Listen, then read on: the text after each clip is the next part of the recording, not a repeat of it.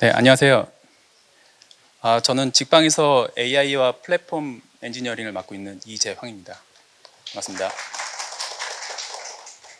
방금 전에 빅밸류에서 발표하신 거 잘 들었습니다. 저희랑은 약간 방향이 좀 다르긴 한데, 저희랑은 약간 방향이 좀 다르긴 한데, 실제로 했던 스킬들을 보니까 좀 약간 겹치는 부분이 있더라고요. 역시 사람의 생각은 좀 비슷하구나. 그런 좀 생각 들었습니다. 지금부터 이제 데이터로 답하는 부동산 상담 직방 AI라는 제목으로 발표를 시작하겠습니다. 이제 집 구할 때 우리가 하는 일에 대해서 생각을 좀 해봤는데요.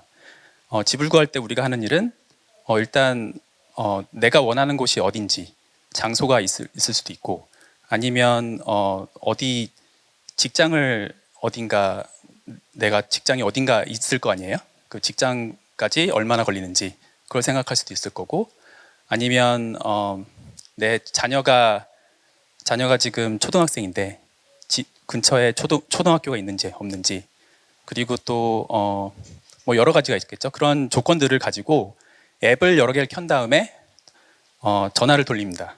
아니면 이제 검색을 하고 나서 검색을 한 결과를 가지고 목록을 검색을 합니다. 근데 필터 검색을 여기다 넣어놨는데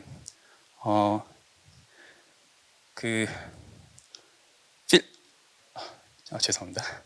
필터 검색을 넣어놨는데 여러 가지 조건을 필터에다가 넣어서 그 조건 검색을 할 수 있겠죠. 근데 그런 경우에는 이제 필터가 어떤 식으로 구성이 돼 있는지 이걸 사용할 수 있는 방법을 알아야 될 거예요. 그래서 그 필터를 가지고 검색을 일단 한번 해본 다음에 검색된 결과가 있죠. 그 결과를 가지고 한 번씩 다 찾아보겠죠. 뭐 이 집이 어떤지 저 집이 어떤지 하나씩 찾아보고 그리고 서로 매물을 비교를 하고 그래도 결정이 쉽지는 않겠죠. 근데 이제 AI가 들어왔기 때문에 이제는 조금 방향이 바뀌었습니다. 찾아주다와 골라주다로 일단 나눠놨는데요. 방금 전에 말씀드렸듯이 과거에는 필터랑 지도로 직접을 찾았습니다.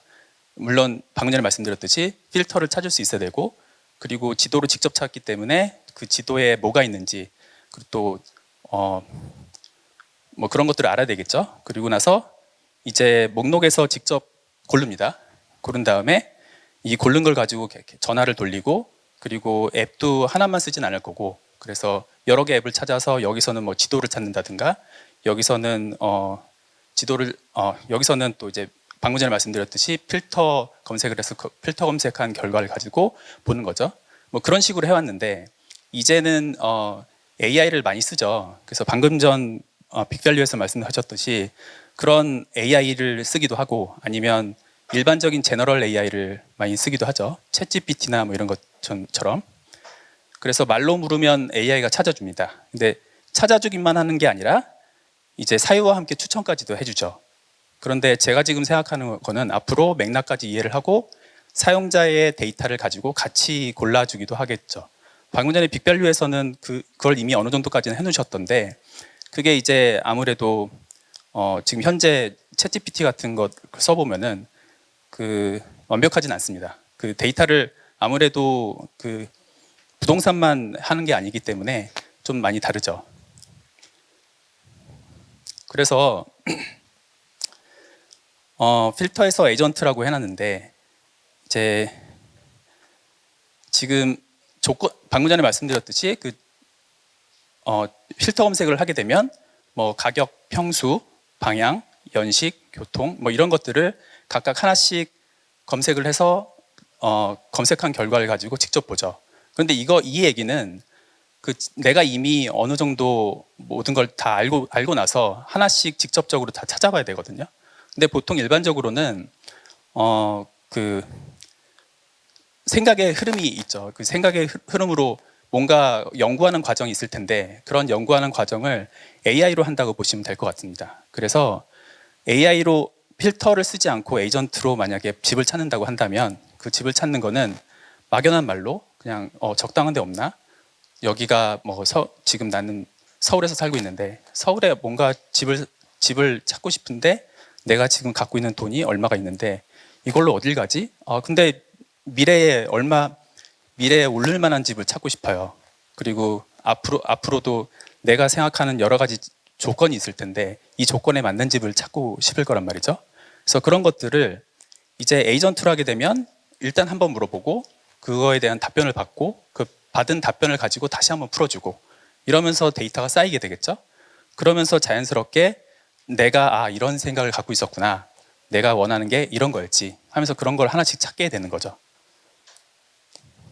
이제 간단한 예시를 들어봤습니다. 요거는 실제로 찾아보다 보면은 이 예시들이 굉장히 더 복잡할 수 있을 텐데 지금 이거는 모델링을 위해서 간단하게 예를 들어봤습니다. 일단 강남역 근처 전세 알아봐로 물어보고 그러면 그냥 이건 아까 말씀드렸듯이 그냥 생각의 흐름이죠. 대충 그냥 간단하게 말했다가 해보니까 AI 입장에서는 이거 정확하게 어떤 걸 말하는 건지 모르겠는데 그러면 주거 형태가 뭡니까? 하고 물어보죠. 다시 원룸, 오피스텔, 빌라, 아파트 중에서요. 이러면 아파트로 보여줘. 그 다음에 다시 그러면은 검색 결과가 굉장히 많았겠죠. 그래서 그러면은 그 다음에 보증금은 뭐 5억대로 하면 또 몇 군데로 줄어들 테고 그걸 이제 다시 방 2개 이상으로 또 몇 개로 줄어들겠죠. 그 다음에 이제 그 중에서 단지가 최근에 지어진 단지는 뭐냐 하고 물어볼 수 있을 텐데 지금 여기는 예제가 좀 잘못됐네요. 방 2개 이상까지 매매 좁혔어요. 이게 아니군요. 결과 데이터가 너무 적으면은 그리고 너무 많으면은 둘 다 문제겠죠. 결과 데이터가 하나만 있다면 비교할 것도 없을 거고 결과 데이터가 너무 많으면은 비교할 게 너무 많으니까 그 중에서 어떤 걸 골라야 될지 모르니까 점점 이제 조건을 좁혀가면서 얘기를 하는 거죠. 그래서 이거는 되묻고 조건을 쌓고 앞 결과를 기억하고요. 그래서 대화를 이어가는 에이전트인 겁니다. 이렇게 생각을 했고요. 그래서 저희는 B2C 서비스로 일반인들을 위한 서비스를 제공을 하는 건데 일반인들이 어떤 부동산을 뭔가를 찾고 싶을 때 그때 이용한다고 생각을 해서 만든 거고요. 이때 이제 환각을 줄이려고 쓴 것들이 있습니다. 다들 아시겠지만 라지 랭귀지 모델이죠. LLM은 그럴듯한 거짓말을 매우 잘합니다. 그래서 이제 그 부동산에서의 그 정확도는 굉장히 중요하기 때문에 이거를 우리가 어떻게 했느냐 이걸 하나씩 따져봤는데요. 말씀을 드리려고 하는데요. 그 검색 결과를 로로 안 던지고 구조화된 컨텍스트로 가공해서 주입합니다. 그리고 그 인용 소스 자체를 잘 찾으려고 키워드와 의미를 함께 보는 하이브리드 리트리버를 넣었습니다. 이거 같은 경우는 일단 첫 번째 검색 결과를 로로 안 던졌다는 얘기는 이제 이건 설명할 필요가 없겠군요. 그 다음에 이제 그 인용 소스 자체를 잘 찾으려고 키워드와 의미를 함께 본다는 얘기는 우리가 모든 데이터를 다 그 구조화해서 갖고 있을 수가 없잖아요. 그래서 저희가 자체 데이터베이스가 있는데 그 자체 데이터베이스에서 아무래도 그 내추럴 랭귀지로 그냥 들어가 있는 본문들이 있어요. 그래서 그런 것들을 자체를 잘 찾으려고 키워드와 의미를 함께 보는 하이브리드 리트리버를 썼습니다. 그리고 사실 영역과 표현 영역을 분리를 했습니다. 사실은 컨텍스트에서만, 출력은 스키마로 강제를 했습니다. 그리고 여기까지 깎았는데 그 깎고 나서도 또 세면 후처리 필터로 한 번 더 다층 방어를 했습니다. 이게 저희는 B2C 서비스로 사용자들이 많이 쓰기를 바라고 만든 거라서 LLM을 비싼 걸 쓸 수가 없었습니다. 그래서 가성비가 좋은 LLM을 가지고 그 홀리시네이션을 줄이려면 어떻게 할까 그런 고민을 굉장히 많이 했거든요. 그래서 그러다 보니까 하나하나 코드를 깎게 되더라고요. 네, 그래서 여기 지금 그 예제가 있는데 신혼집 2억대 전세 너무 오래된 건 빼고 이게 굉장히 단순해 보이는데 실제로 이거를 생각을 해보시면 그렇게 단순한 것만은 아닙니다. 신혼집도 애매하죠. 그 2억대 전세 2억대 전세면 2억부터 2억 후반까지 되겠죠. 너무 오래된 건 빼고 이것도 좀 애매한 내용이죠. 그래서 신혼집이라고 했을 때 함축된 의미가 꽤 있을 거예요. 그런 것들도 내부적으로 다 반영을 하도록 해놓은 거고요. 그래서 이것들을 이제 어떤 식으로 했느냐? 그럼 자연어를 일단 의도 분류를 했습니다. 의도 분류를 한 다음에 슬롯 필링으로 구조화한 검색 조건으로 번역했다는 얘기는 저희가 자체적으로 가지고 있는 데이터베이스가 있잖아요. 직방이나 호객론에서 사용하고 있는 내부 데이터베이스가 있는데 그 데이터베이스를 그대로 사용할 수는 없겠죠. 그래서 그거를 어느 정도 인티그레이션해서 저희가 갖고 있는데 그거를 이제 사용자의 검색 조건에 따라서 번역을 해야 될 거잖아요. 그럼 이거를 검색을 해오려면 쿼리를 만들어야 되는데 이 쿼리를 어떻게 만들까 했을 때 이거를 쿼리를 만들기 위해서 슬롯 필링을 이용했다는 말입니다. 그래서 의도를 이해를 한 다음에 데이터를 수집을 하고 이 데이터 수집된 데이터를 가지고 응답 생성을 단계화하고 단계마다 적합한 도구를 호출하도록 했습니다. 그리고 이제 여러 가지 데이터를 가지고 수집을 해서 합치는데 이때 이제 사용한 것들은 내부 데이터도 있을 거고 웹 데이터도 있을 거고 시세도 있을 거고 이런 여러 가지 소스들이 있을 텐데 이 소스들을 병렬로 수집하고 리랭킹해서 합쳤습니다. 리랭킹 한다는 얘기는 웹 검색도 할 테고 여러 가지가 있을 텐데 이런 것들이 이제 여러 가지 원인에 의해서 이 결과 데이터가 제대로 랭킹이 안 돼 있을 확률이 꽤 높아요. 그래서 그런 것들을 가져온 데이터를 한 번 더 랭킹을 한다는 말입니다. 그리고 결과가 부족하면 셀프 리파인먼트로 조건을 자동 완화해서 재검색했습니다. 이 얘기는 결과가 만약에 없다면 사용자가 잘못 넣은 걸 수도 있을 거고 아니면 의도한 걸 수도 있을 텐데 근데 결과가 아예 없으면 의미가 전혀 없잖아요. 그래서 그거에 대해서 자동으로 조건을 완화해서 재검색하도록 했습니다. 이것들은 이제 비싼 LLM을 사용하거나 아니면 클로드 에이전트 같은 것들을 직접 가져다 쓰게 되면은 자동으로 되는 것들이거든요. 근데 그런 것들을 자동으로 하지 않고 저희는 직접 만든 겁니다. 네, 한국 부동산을 안다는 것. 이거는 적어놓다시피 훨씬 복잡합니다. 표현보다. 그래서 외국 모델 그대로 가져다 쓰면 풀리지 않습니다. 그래서 지금 보시면은 우리나라에 대한 그 데이터들이 보면 전세, 아파트, 오피스텔, 빌라, 원룸 이런 것들 있잖아요. 전세 같은 경우는 외국에 없는 걸로 알고 있고요. 그리고 아파트도 그렇고 외국에서는 아파트의 의미가 우리나라랑 약간 다르다고 들었습니다. 오피스텔도 조금 다르고요. 빌라, 원룸 다 조금씩 달라서 이거에 대한 정의가 조금 달라야 되겠죠. 그리고 전용 면적, 공급 면적도 있을 거고 그리고 계약 면적도 있었죠. 그리고 평형도 있습니다. 제곱미터를 그대로 사용하지 않고 평형으로 사용할 수도 있죠. 그리고 역세권, 학세권, 신축, 대단지 이런 것도 있을 거고 슬세권도 있죠. 이런 한국에서만 사용하는 여러 가지 사용권 표현이 있습니다. 이런 것들을 다 어느 정도 모델링해서 가지고 있는 거고요. 이건 아무래도 저희가 직방에서 사용하고 있는 DB 내부 데이터베이스가 있기 때문에 아무래도 상대적으로 조금 쉬웠던 것 같습니다.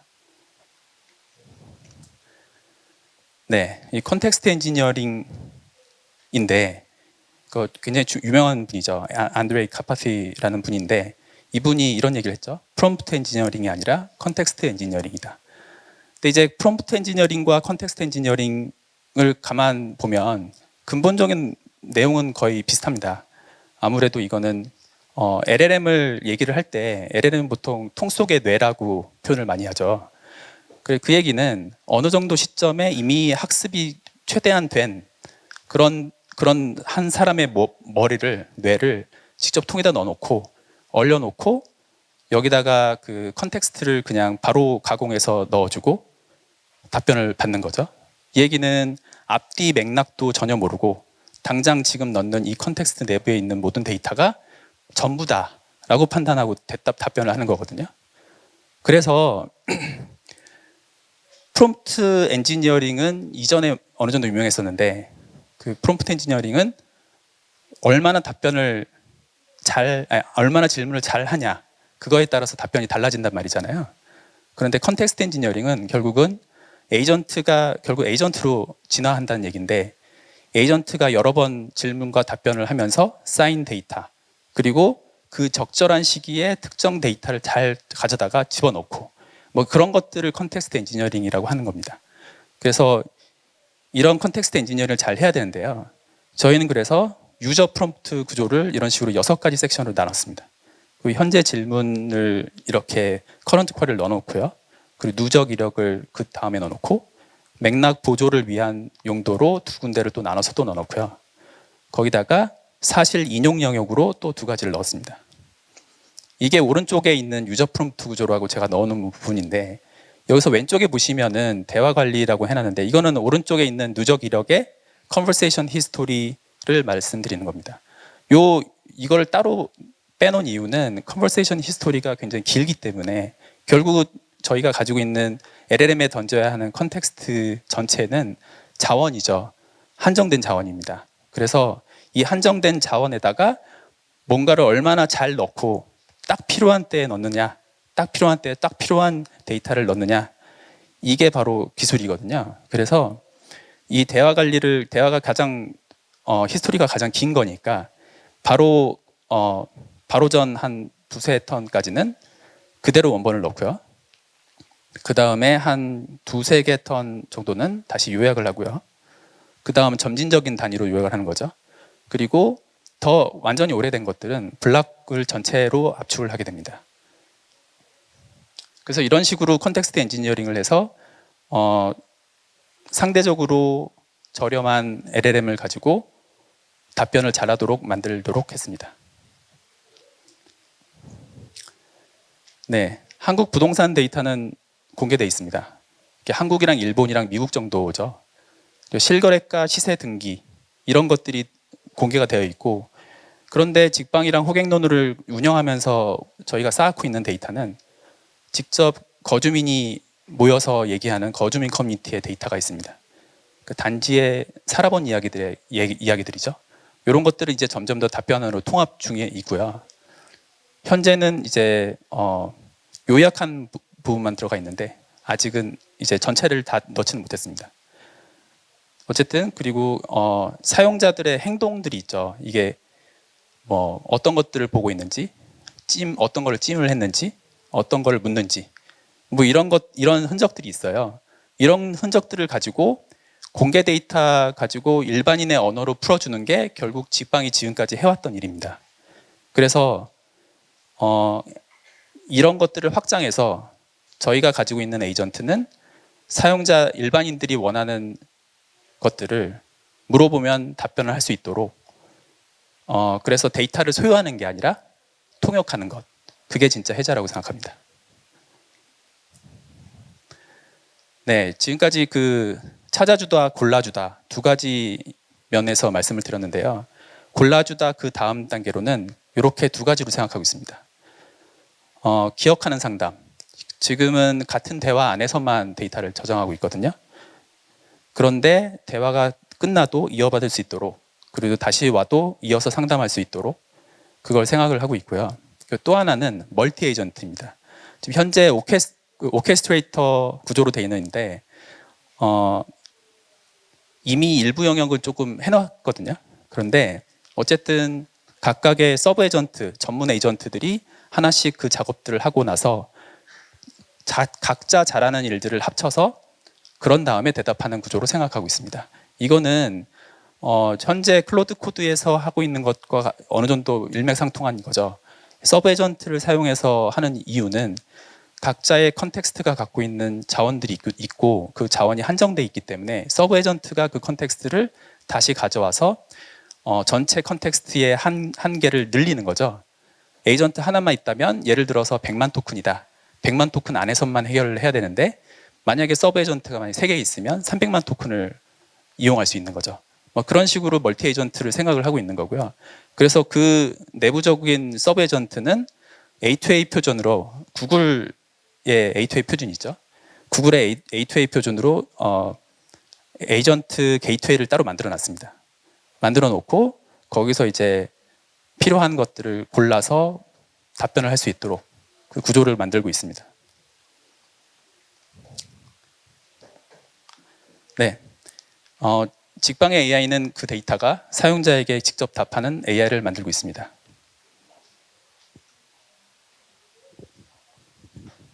나도.